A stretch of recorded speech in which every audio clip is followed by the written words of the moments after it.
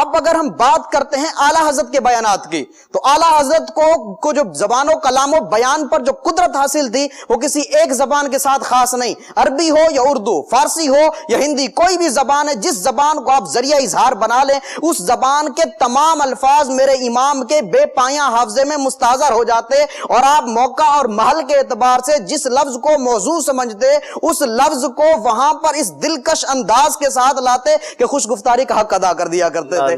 آپ کا کلام بھلے وہ نثر کے اندر ہے یا نظم کے اندر ہے، اشفاق بھائی آپ کو امام اہل سنت کے کلام میں بھلے وہ نثر کے اندر ہے یا نظم کے اندر ہے، ان تمام کلاموں کے اندر مسجع الفاظ کی لڑیاں اور مکفہ جملوں کی ایسی مالائیں ملیں گی کہ بندے کی عقل دنگ رہ جاتی ہے۔ آپ دیکھیں فتاوی رضویہ کا سب سے پہلا عربی خطبہ سب سے زیادہ حیرت انگیز ہے، حیرت انگیز عربی خطبہ ہے، اور یہ بلا شبہ فصاحت و بلاغت کا ایک اچھوتا شاہکار ہے، دلکش اشارات، روشن تلمیحات، خوبصورت استعارات اور خوشنما تشبیہات پر مشتمل اس فصیح و بلیغ، بے مثال و بے نظیر، حسین و جمیل خطبے کی خصوصیت یہ ہے کہ اس کے اندر خطبے کے تمام لوازمات و مناسبات، یعنی جو لوازمات ہوتے ہیں حمد باری تعالیٰ ہے، نعت مصطفیٰ ہے، مدح صحابہ ہے، آقا علیہ السلام پر صلاۃ والسلام، آقا علیہ السلام کی آر پر درود و سلام، یہ تمام چیزیں جو ہے وہ کتب فقہ اور ائمہ کے ناموں سے ادا کی گئی ہیں۔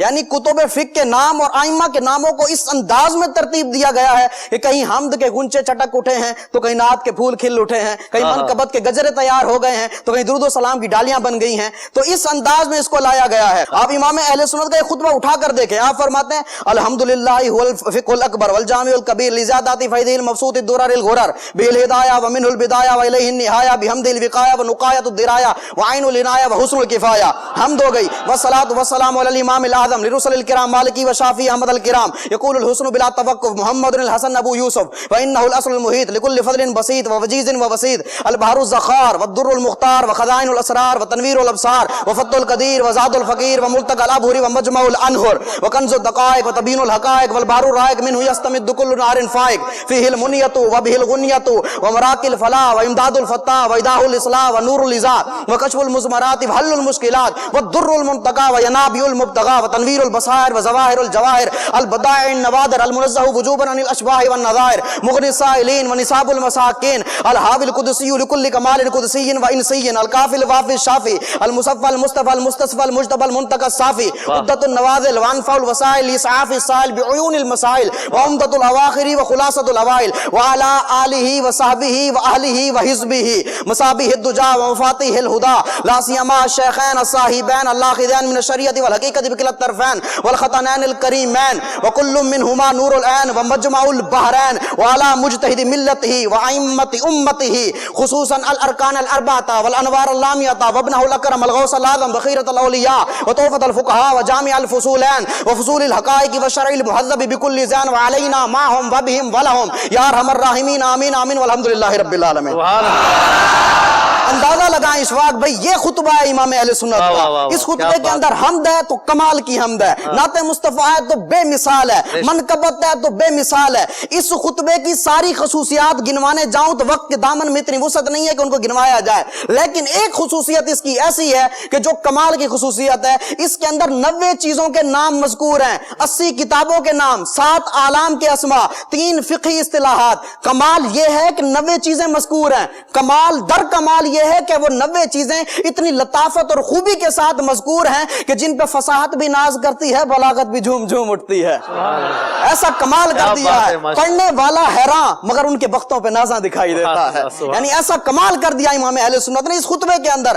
آپ حمد دیکھیں، الحمدللہ والفقہ الاکبر والجامع الکبیر لزیادات فیض المبسوط الدرر الغرر، یہ آگے چلتے چلے جائیں، یہ سارے کتابوں کے نام۔ اس کے بعد آ جائیں کہ یہ والا جو آپ نے ان کے نام لیے، امام شافعی کا نام لیا، اب آگے پر معنی پتہ کیا ہے؟ والصلاۃ والسلام علی الامام الاعظم، درود و سلام و تمام یعنی انبیاء کے امام اعظم یعنی نبی اکرم پر، نعت بھی ہے اور امام اعظم کا ذکر بھی ہے، ذکر بھی آ گیا، دو چیزیں۔ اب دیکھیں مالکی، وہ میرے مالک ہیں، آقا کریم میرے مالک ہیں، امام مالک کا ذکر آ گیا۔ شافعی، یہاں ذو معنویت، عقیدے کی وضاحت بھی کر دی کہ آقا کریم شفاعت فرمانے والے بھی ہیں, میری شفاعت کرنے والے بھی ہیں. اس سے آگے بھی عقیدے بیان کر دی. یہاں پر دیکھیں کمال کر دیا امام اہل سنت نے. اب آقا علیہ الصلوۃ والسلام وجہ کائنات ہیں, مبدأ کائنات ہیں, اصل کائنات ہیں. یہ ہمارا عقیدہ ہے. اس کو فإنه الأصل المحيط لكل فضل بسيط ووجيز ووسيط یہاں سے دیکھیں بیان کر دیا. اور اس سے پہلے امام اعظم کے جو 3 شاگرد ہیں, اس ایک جملے کے اندر یقول الحسن بلا توقف محمد الحسن ابو یوسف, تینوں شاگردوں کے نام آ گئے. یہاں پر دیکھیں یہ نعت ہو گئی. منقبت کیسے ہے, منقبت پہ کمال کر دیا. وہ اس طرح دیکھیں کہ جس مسئلے کے اندر امام اعظم اور امام یوسف جو ہے, امام ابو یوسف, وہ متفق ہو جائیں تو ان کو فقہا شیخین کہتے ہیں.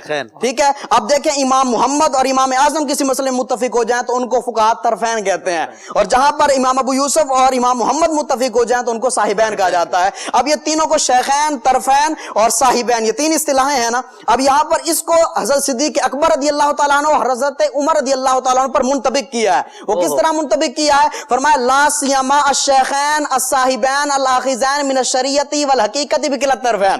فرمایا ان 2 بزرگ ساتھیوں پر جو شریعت و حقیقت کے کناروں کو تھامنے والے ہیں. یہاں پر وہ 3 اصطلاحیں بھی آ گئی. منقبت ہو رہی ہے, یہ منقبت ہو رہی ہے بزرگوں کی. جی. اور پھر ساتھ میں یہ شرعی اصطلاحیں بھی بیان ہو, شرعی اصطلاحیں بھی بیان ہو گئی. اندازہ لگائیں کمال کا خطبہ ہے. جس امام کے خطبے کا یہ عالم ہو, اس کے خطاب کا, اس کی کتاب کا, اس کے ملفوظات کا عالم کیا. کیا بات.